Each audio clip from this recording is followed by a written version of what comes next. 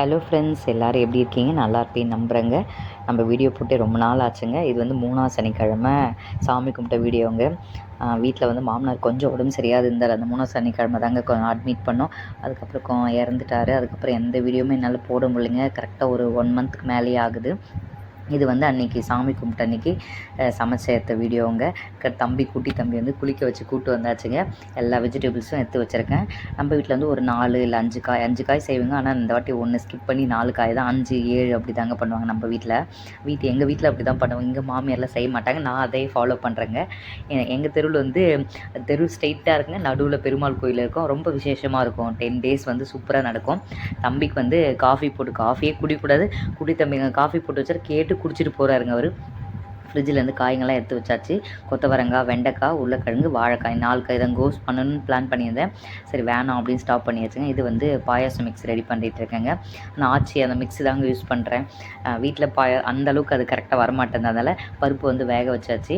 வெண்டைக்காய் வந்து கட் பண்ணி தம்பி இடியில் வந்து தோசை கேட்டாங்க. தம்பிக்கு பசிக்குது பெரியவனுக்கு. அவனுக்கு தோசையும் பொடி வச்சு கொடுத்தாச்சு.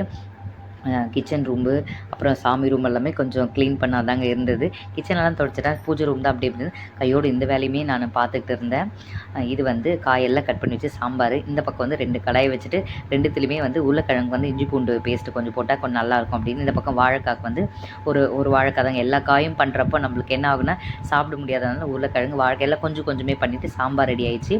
வெண்டைக்காவும் தொக்கு மாதிரி தாங்க பண்ணுவோம். வீட்டில் பண்ணுறப்ப என்ன பண்ணுவோன்னா குட்டி குட்டியாக கட் பண்ணி நம்ம எண்ணெய் மிளகாத்தூள் மட்டும் போடுவோம். இதுக்கு வந்து வெங்காயம் தக்காளி எல்லாம் பெருசு பெருசாக போட்டுனா குழந்து வந்து கொஞ்சம் குழையாமல் வருங்க. உளுத்தம்பருப்புக்கு வந்து மாவு அரைச்சாச்சு.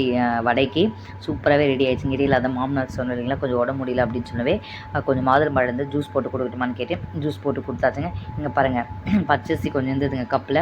அது அந்த இது கட் பண்ணது இது கொத்தவரங்காய் தோலெல்லாம் போட்டு வீடை இறச்சி 2ஆக்கி திருப்பியும் வந்து வீட்டை ஏற கட்டினங்க. இது வந்து கொத்தவரங்காய் வந்து வேர்க்கடலை, காஞ்ச மிளகா, பூண்டு சின்னதாக தண்ணியெல்லாம் தொளிச்சிட்டு கோலெல்லாம் போட்டாச்சுங்க. இந்த தம்பி நானும் ரெடி ஆகிட்டு இருந்தோம். தம்பி இந்த ஸ்கூல் யூனிஃபார்மில் தான் இருந்தார். அது கொஞ்சம் வீட்டில் போகிற துணி தாங்க. எல்லாமே ரெடி ஆகிட்டு எல்லாமே பண்ணிட்டேன். ஹஸ்பண்ட் வந்து அன்றைக்கி வேலைக்கு போயிருந்தாங்க. சாட்டர்டே வந்து ஆஃப் டேக்கு மேலே தான் வருவார்.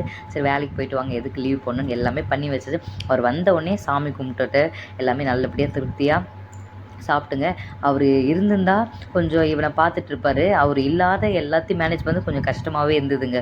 இவர் குட்டியை வச்சுட்டு பெரியவனும் அடிச்சுப்பானுங்க 2 பேரும். இங்கே குட்டியை வந்து இந்த பெருமாள் இது இருந்ததுங்க.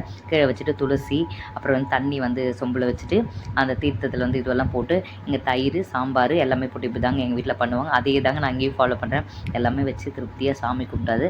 ஹஸ்பண்ட் வந்துட்டு அப்புறம் தாங்க சாமி கும்பிட்டு நடுவில் வீட்டில் வந்து துளசி இது பண்ணி நாமமும் போடுவோங்க எங்கள் வீட்டில். அப்புறம் தேங்காயெல்லாம் உடைச்சி எல்லா பழமும் வச்சு வீட்டில் என்ன பழம் இருந்ததோ நேந்திர பழம் சாப்பிட்றதுக்கு வாங்கிட்டு வந்தாங்க. அதையும் வெடித்து சாமி திருப்தியாக கும்பிட்டு எல்லோரும் சாப்பிட்டான். இது எல்லாமே பிரச்சனை சாப்பிட்டா அவ்வளோ சூப்பராக இருக்குங்க. நம்ம வீட்டில் கொஞ்சம் சாப்பிடவே மாட்டாங்க. கொஞ்சம் வாயில் ஊட்டி விட்டாச்சு ஹஸ்பண்டுக்கும் தம்பிக்கும். அங்கே வந்து எல்லாம் போட்டு எல்லாம் சாப்பிட்டு திருப்தியாக இருந்தது.